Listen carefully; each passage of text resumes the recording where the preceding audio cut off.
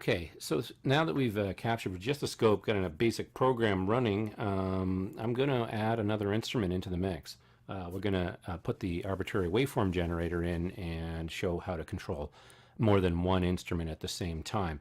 It's basically the same as we did before, but we have the context sensitive in the sensitivity in the command expert, and I'm going to show you how that works. But before we do that, we need to connect to it.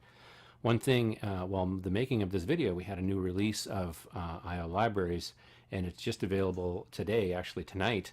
So I've installed it, Connection Expert, sorry, and Connection Expert comes up, and there's a new video and all kinds of stuff like that. So a lot more resources in there. I'm not going to run through that, but you're welcome to go in that.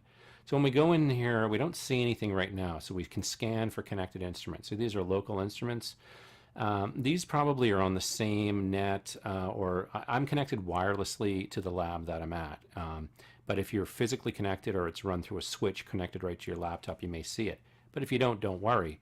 We're going to add instruments. We're going to add LAN instruments because that's what I was using. So it's gone out onto the subnet, and we found two instruments that show up. The two that this is the scope that I was using. So we're going to say OK there, and we're going to use a default connection method. And then I'm also going to add in this instrument as well. This is the arbitrary waveform generator. So I'm going to add those. So like we did before, it's a good idea before you move ahead to go and run the IDM command. So we do a send and read. Everything's good on the scope. We're going to do the same thing over here. Interactive I/O. We're going to do a send and read. We got something back. If we tried to do a send and read and something did not come back, or there was an error, then we need to spend time to figure out what's going on. Is it not connected, or something else is going on? The other thing I'm going to do with the scope is I'm going to run the web UI so we can see what we're doing for the purposes of the video. So I've clicked web UI, browser web control, and then remote front panel. Okay, and that brings up again like what we saw before, that nothing out of the ordinary here. And the ARB is already putting out something, and the scope is capturing it. So that's pretty much it. Now I could start Command Expert from here. I personally going to choose to just go and run it from here. So we can go Command Expert. Okay, that's going to load up, and we're back here, and we want to get back to where we were. So we're going to open sequence, and the name of my sequence that I named when we started the last section. You should have this, all of these things. Now, the instrument address might have changed in the past, or could be just the fact that you're using a different lab bench, and your addresses, you're using the same equipment, but the addresses might be different. So I'm just going to keep that little corner here so I can see what's going on out of the corner of my eye, and show you so we don't have to have a separate camera on it. And what we want to do is check out this address. So what we want to do is go in, and what we can do is we can actually change this address. So you want to connect to a different lab bench, but it's doing the same thing. We can go in here, go to the address and click on the address wizard, and we want to connect to a real instrument. This is where we can change where we're connected. We're going to go to the I guess we're going to go to the instrument address. We'll go here, I guess. For some reason that's set there. We'll confirm, and then we're going to do a sanity check. We're going to see that we can actually connect to it. It does, and then we can set default timeout, or we can just run this whole sequence. So let's run the sequence because we know what's going to happen. We got our opt command worked, everything out, and we got even made a measurement here and returned a value for the frequency. So this is great. So this is a good starting point.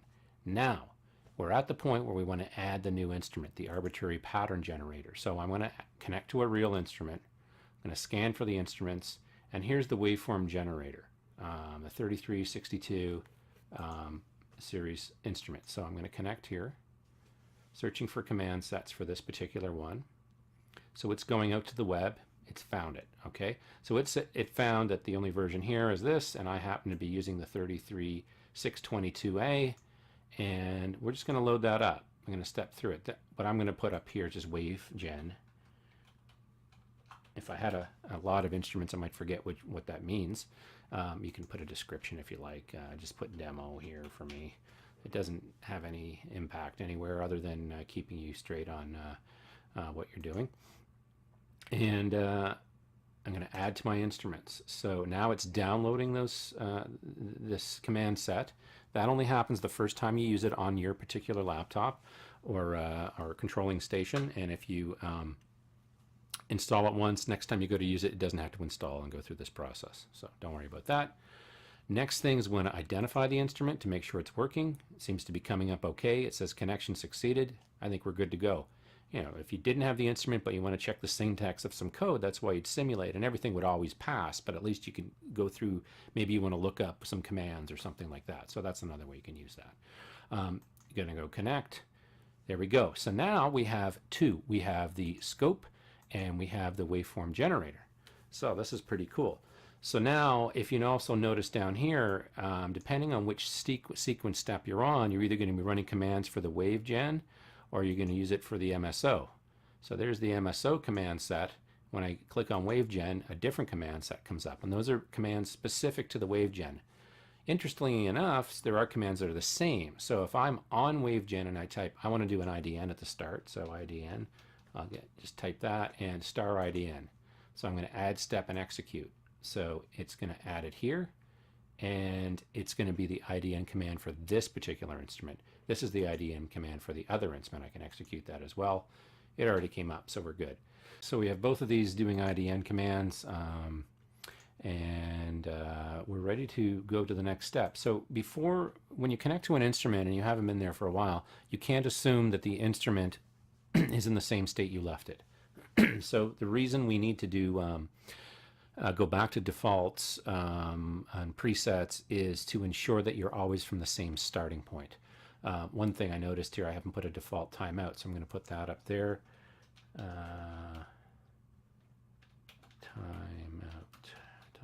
So once you, I'll just put timeout in as I type a timeout. I want to add that in. I always put those in just to avoid problems. I'll put 10 seconds set value, and that's it. And then we can move the command up. So the next thing I want to do, pretty much all instruments do have the same, we'll just run through all the commands. I like to execute them all, make sure they're all functioning. Okay, good. So the next thing we need to do is to get the instrument to a default state. There are different commands for that. We can look at the standard one for all instruments is star RST. And if we click on that, we'll get more information about this command. Now there's some interesting stuff here. Resets the instrument to factory default state. That probably does more of a full reset. And it says independent of memory state recall auto setting. So does not affect stored instrument states. These are stored non-volatile, aborts a sweep or bursting progress. So it does a few things. We can look at this command too. This actually sounds like this is what we could use as an option. This is disables or enables automatic recall of instrument state in storage location 0 at power on. So that's just a little bit different. Let's try the RST command. Let's go back here, press enter on that one, get it up here, and add step and execute. And we're doing it for the wave gen. So add step and execute. So it looks like it has turned things off, which is normally what happens, and there's no output at all. So that's kind of what we want to do. So the next thing we want to do is then we have to apply kind of a pattern of some sort. We want to get a sine wave out of there. So I just happen to know the command, and again, this is something you'll get with experience, is it'll take a little bit of time to figure out these commands, but source, you want to go apply, and we want to apply a sinusoidal waveform. And we want to apply it on a value, ends up being, what is the value? I think the value is particularly the channel number, which outputs specified frequency at default offset and so forth. You can go in here and look at the information on the execution of that. Gives you lots of details, but what we want to do is apply enter an integer 1 or 2. So that's for the channel number. That's the source. That's whichever output. I happen to have a dual source output. Your frequency, I want to put 2000 hertz, and the default is hertz. You have options megahertz or hertz, so I'm going to choose hertz. If I don't choose one, it'll choose, it said it was going to use hertz by default. And my amplitude, okay, so I'm going to choose an amplitude of 1 volt, 1 volt peak to peak. And I'm going to add step and execute. Now, that came out that time, so that's interesting. Now, sometimes it depends on the the ARB and how the source control happens. You may actually have to go and apply the output and set the output to on. So I'm going to just do that by just so I can avoid problems in the future. So if I go to output mode, or just go straight to output number, we can go to output on channel 1. Now if we did this, we could enter a Boolean or special value. We can have output off, add step and execute, and that turns it off. Now we don't want to do that. We want to modify this step. I didn't mean to do that. I can delete it, or I can go back and change that to on, and then usually it lets me modify that. Let's go off here and then we'll come back on. Yeah, we're gonna change that state to on, and now we're gonna update state 7, and then we're gonna execute that by doing a single step, play single step. There you go, and that should come back on. So that's exactly what we want. Now, the rest of this now allows us to do a measurement on that channel. This is old data now, remember. Another thing is, I don't like my initialization code way down here. So you can actually take these, you can actually shift and click on more than one and then slide them up. So you can edit your sequence this way. That's one way you can do it. You can actually drag and move things up and down too, if you like. If I wanted to put it there versus here, I can go down one like that. So there's different ways to manipulate that, which is nice. So let's go and, oh yeah, let's move the default timeout all the way up to the top, so it's part of the kind of housekeeping stuff. And then we're going to go system preset on the scope. We could have done a RST on the scope as well. It doesn't really matter. Maybe for simplicity's sake, we could change that out. But anyway, let's execute this. Play selected steps, or let's actually play all the steps. And let's see what happens. So we're doing a reset, going out, and we're doing a frequency measurement.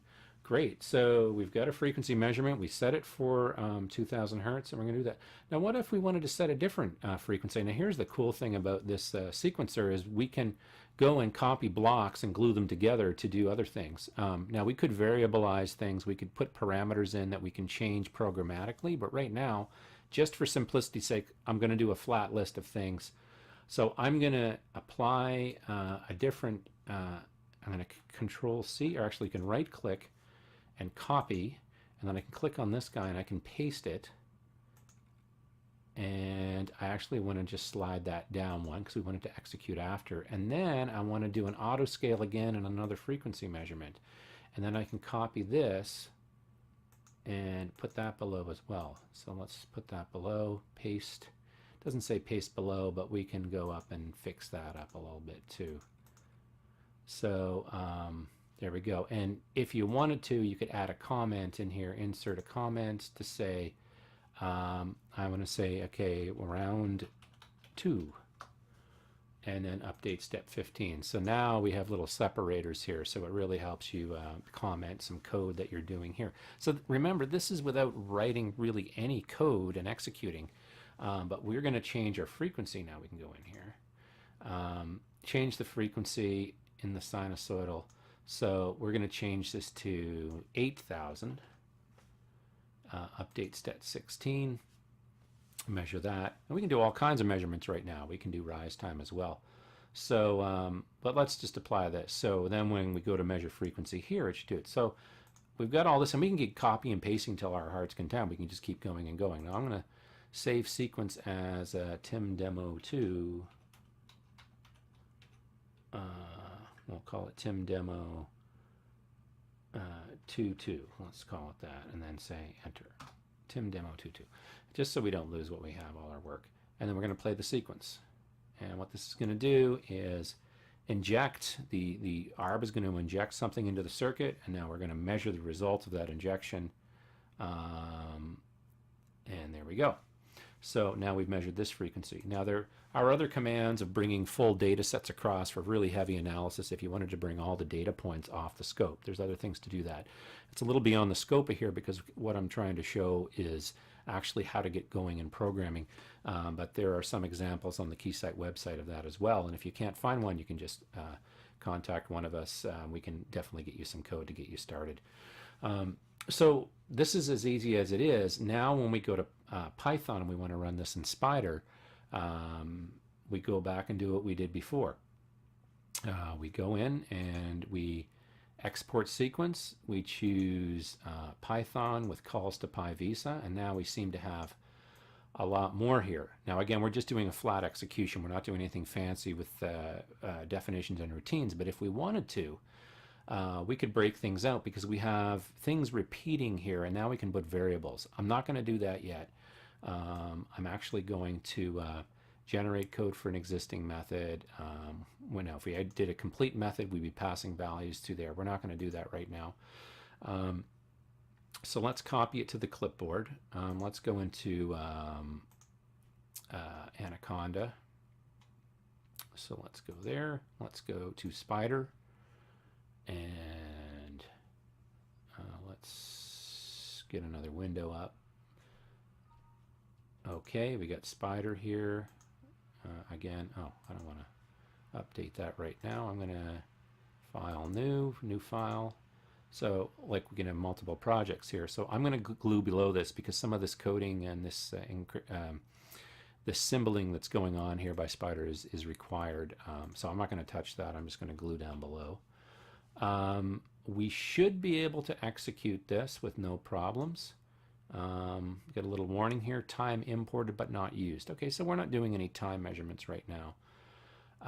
The other thing we wanted to do is we wanted to print the frequency. So let's just make our changes to our code. So we'll print frequency 1, C1. We can put first measurement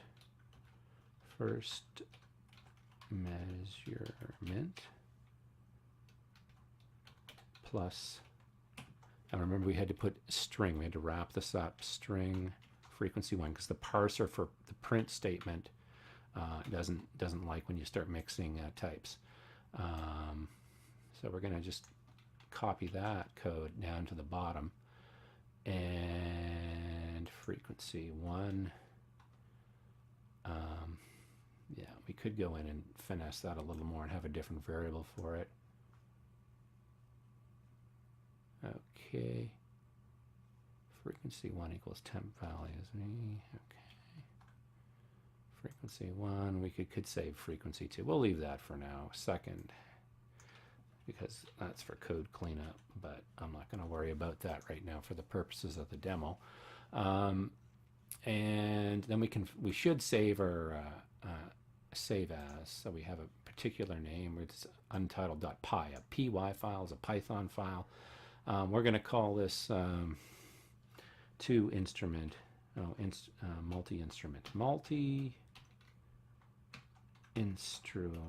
And I didn't start the name with a number because I don't think Python likes that, so I've run into that before. Let's execute it, and we should see things happen on the scope window over to our right like we did before, and we should get output over here if all goes well. Let's see what happens. So yes, it is controlling the scope. It did seem to control the ARB. We got our first measurement. Okay, excellent. Now, the only thing I see something a bit odd is that our first measurement looked good. Our second one looked a bit out to lunch there. Did it have enough time to get a valid number? So let's try that out. Let's run it again, see what happens.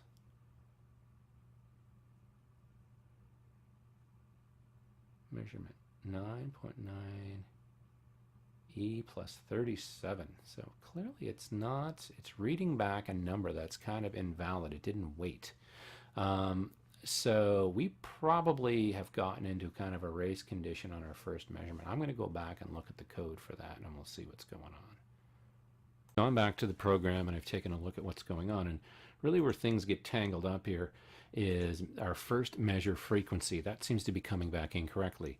Now, the situation that causes that is most likely that autoscale has happened before. It's taking a lot longer, and the buffer really isn't ready or hasn't taken the measurement beforehand. So this communication synchronization will become something that you have to deal with across many instruments.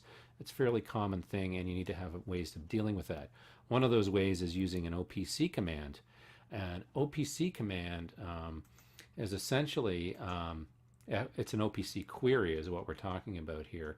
And if we scroll down in our menu, the OPC it places a 1 in the output queue when all pending device operations have been completed. The interface hangs until this query returns. So essentially anything before that question mark, OPC question mark, will wait. And it'll wait until until timeout would happen, or that the command is fully executed. And I think what was happening in this case is autoscale wasn't done quite completely done its housekeeping before the measure frequency command was accepted and then processed, and it came back with a bad value. So all I've done in here, I've stuck in a bunch of OPC commands, but the real key ones are right after the auto scale where something takes a while. I've even put it after the measure frequency to be safe. I've put it in here. So the way you put them in, I'll add one in. Click on auto scale, type OPC, okay, and we'll press enter. And then we want this command, but we want the query. So we're going to put OPC question mark, we're going to add step, and we're going to add that in. So it's nothing that very exciting until it really cleans up the problems that we've had. Getting the wrong value back where we had a race condition pulling the value out of the buffer. So I don't need that one there, I already have one. But so what I've gone and done is now I have this code. I'm gonna, let's be good and save the sequence, back it up. And then I'm gonna export the sequence like we did before. Copy to clipboard. Now I'm gonna go into Spider, and this is the value of having Spider. You can just add a new window. I'm gonna add a new file. So we've added a new file. It's called Untitled3. I'll give it a more meaningful name later, but we want to just paste right below all that. And remember, we want to put in our frequency. So from one of our earlier ones, we can copy from the original one, print frequency measured. We'll copy that line in, reuse the code, and then we'll execute out of here. Print frequency measured, frequency 1, and then again, frequency measured. The second time, you can say whatever. Okay, we'll have two outputs. We can change that text anytime we want. And we'll go save, Untitled3, and then we'll go and execute it. And I just want to get this stuff in the viewing area so we can see what's going on. And down here in our Python console, we'll actually see the output come along. So hopefully that will fix things up for us. So there it's resetting. It's also resetting the waveform generator. We get our frequency measured now as expected. So this is good news for us. So that actually corrects that issue that we had, and that gets us moving right along. So now we can start even modifying the code even more. So without actually writing too many lines, all we did was look in the code to actually put in some of the commands. Now you can get pretty fancy, create a function and that sort of thing. But this is the basics of getting code running, getting multiple instruments running. You've been able to do that. There's plenty of places to go from here. Good idea is maybe to find some code online or contact the call center to get some examples, or even your local AE, where you can have some templates you can work with and just keep building on that and make a library of commands for your automation.